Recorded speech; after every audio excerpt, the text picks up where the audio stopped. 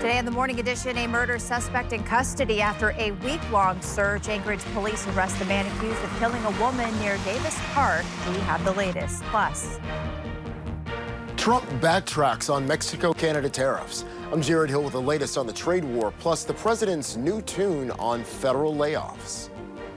It's crucial to get tools like this out there. and later, snow shoveling is so last year. A snow clearing robot that does all the hard work for you. We'll see how a student invention is actually turning heads and melting expectations as the morning edition starts now. Good morning, everyone. Happy Friday. Snow. I mean, what is that again? Do you remember what that stuff is? Maybe back towards late October goodness. and early November. Good news is, I guess, if you have any back issues or don't like to do any snow shoveling, this year has certainly been a lot more enjoyable for you. In the clear. But we are going to see a chance for some light snow for parts of South Central overnight into tomorrow. Very fine chance of seeing that snow accumulation. But we are waking up this morning to some clearer skies across South Central, and that is allowing for some frost development across parts of South Central. So as you step outside this morning, you may need to give your vehicle a quick scrape before you get out on those roadways as frost is settling in on those windshields. 26 degrees this morning in Anchorage with winds remaining out of the north at 10 miles per hour. So we've got those clear skies. The winds for the most part remaining fairly light. You can see that dew point sitting at 22 degrees. As this temperature continues to drop down near that dew point, we'll see more and more of that frost beginning to develop across parts of South Central. That's why you will walk in or encounter some of those frosty windshields this morning. 19 degrees in Eureka, 8 in Golcana, 28 in Cordova.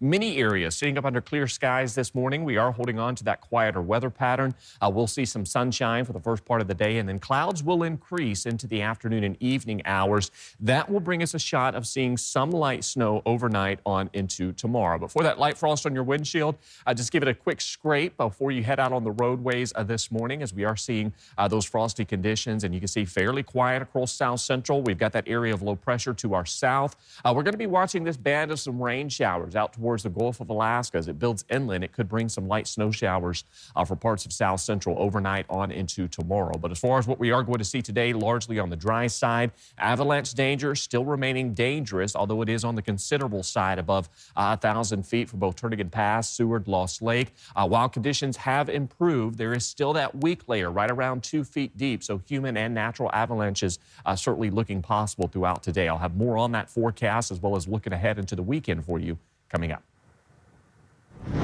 In our top story, a man accused of killing a woman near Davis Park is behind bars this morning, and he now faces murder charges. Anchorage police say last Friday, 36-year-old John Jr. Patea, the man you just saw, was threatening a man and another woman outside a motorhome with a gun when it went off, hitting 29-year-old Kikite Fatu inside. Witnesses pulled Fatu from the trailer and tried to perform CPR, but she died on the way to the hospital. Officers say Patea initially refused to cooperate, and police had to use non-lethal tactics to take him into custody. This morning, we now know the names of the 3 out-of-state heli-skiers trapped after a powerful avalanche near Girdwood Tuesday afternoon. A GoFundMe page for one of the victims described the heli-skiing adventure as the trip of a lifetime. It happened near the West Fork of Twentymile River near Girdwood. On Thursday, Alaska State Troopers identified the victims as 39-year-old David Linder, 39-year-old Charles Eppard, and 38-year-old Jeremy Leaf. The group was skiing with a commercial operation when the avalanche struck. Guides used beacons to pinpoint their location, but dangerous conditions halted rescue efforts for 2 days. Experts warned recent warm temperatures and new snow have made the slopes even more unstable, raising the risk for more human-caused avalanches. And now, even if there's not any natural avalanche activity, with all the added weight from that recent storm, there is really high likelihood that a person could trigger an avalanche, even when there's no natural avalanche activity going on. Alaska's News Source investigates obtained helicopter skiing company Chugach Powder Guides state permit. Chugach Powder Guides oversaw Tuesday's heli-ski trip where the 3 men died in the avalanche. Our investigative reporter Johnson Kuhn found a complex system. We should start by saying Chugach Powder Guides permit shows they're in good standing for operating on state lands. But the word state is key. And what we discovered is a lot of language about liability. Johnson Kuhn has the report. A copy of Chugach Powder Guide's State Department of Natural Resources permit only talks about operating on state lands. saying the company assumes all responsibility, risk, and liability for its activities and is required to notify the state of any accidents or injuries, including skier-triggered avalanche incidents, within 24 hours. But ADNR spokesperson tells Alaska's News Source investigates because it appears the men died in the avalanche on Chugach National Forest land. That's where it becomes a federal issue. Alaska's News Source investigates is working to obtain the company's federal permits from the Bureau of Land Management and National Forest Service. In the meantime, according to Chugach Powder Guide's website, the company attempts to shift liability to its customers, requiring them to sign liability waivers and acknowledge they're ultimately responsible for their own safety. Johnson Kuhn, Alaska's News Source. The company's website also mentions weather is continually monitored and poor flying conditions can limit guarantees on activities. We will keep you updated on what we do learn from our requests to the federal agencies. Well, Alaska's wildfire season is starting early and officials are sounding the alarm. A public order has been issued declaring an early start to the fire season, meaning burn permits will soon be required.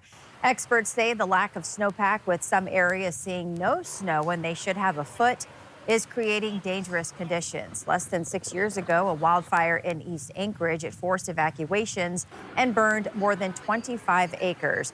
Now, officials warn this year could bring even more intense fires if those dry conditions continue. A lot of coastal regions and southern regions of the state are seeing right now are little to no snowpack compared to most years. There's a lot of exposed, dead, dry grasses and other fuels, which really elevates the fire danger at this time of year. The National Interagency Fire Center expects above average activity in April and May before conditions normalize in June. Starting March 17th, burn permits will be required in several communities, including the Mat-Su, Kenai, and Southeast Alaska. Despite funding freezes, the BLM says it is prepared for the season. And in the interior, the future of a federal visitor center in Fairbanks is uncertain. The Morris Thompson Cultural and Visitor Center has been notified that the Alaska Public Lands Information Center's lease may be canceled. Operated by the National Park Service, the center provides critical information on state and federal lands in the interior. Officials say it makes up 40% of the visitor center's operating budget. It's still unclear what will happen if the lease is terminated. What makes it, even more challenging is if we just isolate it to, Applet potentially leaving here, that's a big impact on our industry. But that's compounded with, the loss of Park Service employees in Denali and across the state. So, the sum total of all these, it's a level of concern for us here in the Fairbanks tourism industry, as well as our colleagues across the state, because how important those Park Services play within who we are as a destination. There could be legal issues involved in that story, and that part of the story is on our website. President Trump issued yet another pause on sweeping tariffs on Canada and Mexico. Meanwhile, federal job cuts are moving ahead, but with a new directive with Veterans Affairs taking a big hit. Jared Hill has what's new this morning. President Donald Trump is taking a step back on tariffs. It's just a modification, short term. Thursday announcing a temporary pause on import taxes for goods listed in the U.S.-Mexico-Canada trade deal, brokered during his first term. In response, Canada announced a pause to its retaliatory tariffs. But Doug Ford, premier of the province of Ontario, is skeptical. He said that before, and he switched his mind. He says if President Trump doesn't drop the tariffs for good, he'll put a 25% tariff on electricity that Ontario sends to Minnesota, Michigan, and New York starting Monday. Last thing I want to do is turn out the lights. I'll put a tariff. But let's straighten this out. President Trump is also shifting his tone on mass federal firings after a meeting with members of his cabinet and Elon Musk. I want the cabinet members to keep good people. I don't want to see a big cut where a lot of good people are cut. In a message posted on X, Veterans Affairs Secretary Doug Collins explained his department would shrink by 72,000 employees. We'll be making major changes, so get used to it. A new report says more than 62,000 federal jobs were cut in February, driven largely by Musk's Department of Government Efficiency. Jared Hill, CBS News. A federal judge ordered the Trump administration to pay partners of the USAID and State Department more quickly. The new deadline this upcoming Monday. The order is part of an ongoing case following the White House's termination of more than 90% of USAID contracts. U.S. Senators Lisa Murkowski and Dan Sullivan reintroduced legislation to extend the Alaska Native Vietnam-era Veterans Land Allotment Program for 5 more years. Without an extension, the program will expire in December of 2025, leaving over 1,000 eligible veterans and their heirs without the land that they were promised. Murkowski says many veterans missed their opportunity to claim land while serving in Vietnam. Sullivan calls it a historic injustice that still hasn't been fully fixed. First 2 years of Secretary Haaland and President Biden's tenure, first 2 years, they paused the whole program. We didn't get one of these allotments out the door for 2 years. It's, as you can tell, it's an issue I'm still very frustrated. The program, created in 2019, allows eligible veterans to apply for up to 160 acres of federal land, but many haven't applied because the land available is hundreds of miles from their homes. The legislation aims to open more land for selection and give veterans more time to claim what they're owed. After the break, betting on the breakup. The tripod is set and the ice is holding, but how thick it is this year and what it could mean for the Tanana Ice Classic jackpot. New research shows women may be more likely to suffer from long COVID than men. I'm Bradley Blackburn with the data and what treatment looks like 5 years after the start of the pandemic. While things are remaining fairly quiet today, we will be watching the potential for some light snow overnight on into your Saturday. I'll have more on that. But first, sunrise, 7:39 in Anchorage, 8:26 in Bethel. Your full forecast is next. Welcome back, everyone. Hope you're having a great start to your Friday. So the countdown is on for the 2025 Tanana Ice Classic. The tripod is set. The ice thickness is being measured. Organizers say the ice currently stands at 29 inches, which surprisingly is a little bit thicker than last year, but lower than historical averages. Since 1917, people have tried to predict the very exact moment that the ice on the Tanana River will break up. The winner will take home a share of the prize money when the tripod moves 100 feet and then stops the clock. Ice Classic manager Megan Baker says this year's ice levels are unusual, but the competition remains as exciting as ever. When you grow up in Tanana, it's an integral part of your childhood and your life here. You know, it's extremely important for everyone in the community, and everyone gets involved by working and helping sorting the tickets and putting information in the database, and of course celebrating tripod days and helping raise up the tripod. Baker says proceeds from the event that don't go into the jackpot or business expenses go toward local organizations in Tanana and across the state. And of course, Aaron, you know, it's just kind of been a bizarre winter all around, so it'll be interesting to see when the tripod tips. Yeah, we are seeing some snow this morning that continues to fall through parts of the interior as well. And temperatures have been above average. So, yes, it is surprising to see that ice thickness out on the Tanana River, certainly sitting nearly 30 inches. You can see here over the past couple of days across South Central, those temperatures, they have been warming into the 30s and the 40s. Now, we are seeing slightly cooler weather, just a degree or two cooler from earlier this week. But we're really beginning to tap into some of those colder conditions through the weekend on into next week. And you can really see that across the state. McGrath already sitting at 11 degrees colder than this time yesterday. Anchorage, 7 degrees colder. Parts of southwest Alaska as well as out towards southeast, where we are expected to see some widespread rain sticking around through the day. So while we are seeing a trend of some cooler conditions taking hold across the state into the weekend and early next week, nowhere near any bitter cold conditions to be expected. We're just going to be shaving off about 5 to 10 degrees here over the next couple of days. Light snow continues through the interior this morning. We've got some light snow activity out towards southwest Alaska, and of course our area of low pressure that's in the Gulf of Alaska will continue to bring heavy rainfall out towards southeast. The northern highways along the northern panhandle continue to see that winter storm warning, where we could see several inches of snow accumulation. And we're watching this band of some showers over the northern Gulf of Alaska. As it builds inland, it will bring the potential for some light snow showers for parts of South Central later this evening. Largely expected to see some sunshine across the region today. We'll see clouds increasing into the afternoon and evening hours. Notice that band of some snow pushing through Prince William Sound tonight. That's where we'll see some light accumulation. Valdez, Cordova, out towards Whittier. If that moisture holds as it pushes in over the Chugach Range, we'll see some light flurry activity, if not some light snowfall for Anchorage and northern parts of the Kenai out towards Hope. So we'll be watching for that overnight into early tomorrow morning. Largely on the dry side this weekend, though, and then we're going to be watching a strong front out west. That will bring the return to some coastal activity next week, but inland areas will continue to hold on to this stretch of drier weather beyond what we'll see tonight with that slight chance for some snowfall. And notice nothing impressive. May see up to about 2 to 3 inches out towards Whittier, less than an inch out towards Valdez and Cordova. And then here in Anchorage and southern parts of the valley, we may see a few flakes flying overnight on into your Saturday morning. So we'll be watching for that. Outside of that, we are going to see a fairly quiet stretch of weather taking place over the next week for inland areas. That frontal system out west will continue to keep that active weather for the Gulf of Alaska or for coastal regions as we welcome in next week. So temperatures today will be a hair degree cooler as we climb into the mid to upper 30s. A few locations could warm near 40. There's that evening snow out towards Seward, as well as through parts of Prince William Sound. Those temperatures mid to upper 30s expected.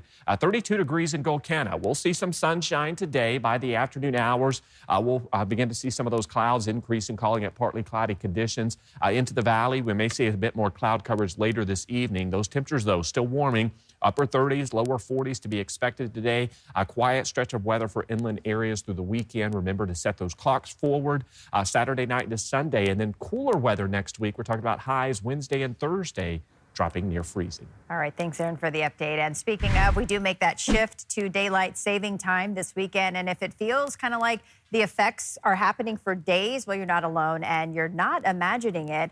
Research has shown an increase in fatal vehicle accidents the days after the time change, as well as increased chances for heart attacks and strokes. Tracy Sinclair spoke with Jennifer Hines about the ways that you can prepare now for the time change this weekend. Here's something that you can do, though.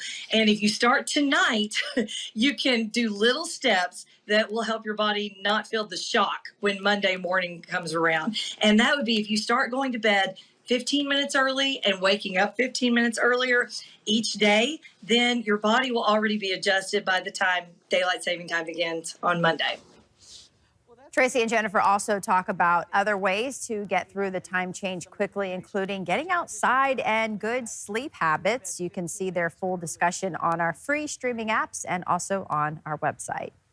Well, as we mark 5 years since the COVID-19 virus swept across the world, doctors and scientists say that they're still learning about what's known as long COVID, and new research is revealing who may be more likely to suffer from the sometimes debilitating condition. Bradley Blackburn has this morning's Health Watch. There's a great deal of suffering happening due to this illness.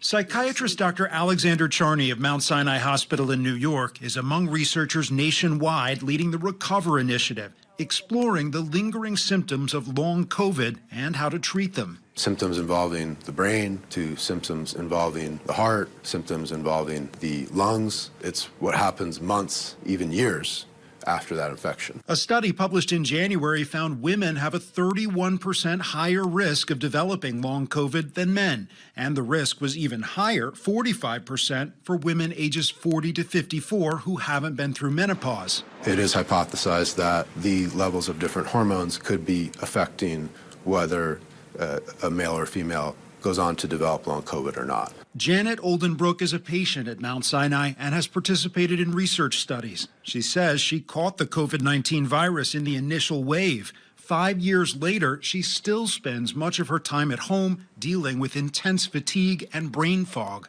I do have to manage my energy still. Like if I commit to something, then I know I'm going to need X amount of time before, X amount of time after to recover, to prepare. Oldenbrook was part of a drug trial she says helped lift the fog, but just temporarily. You know, we're 5 years on.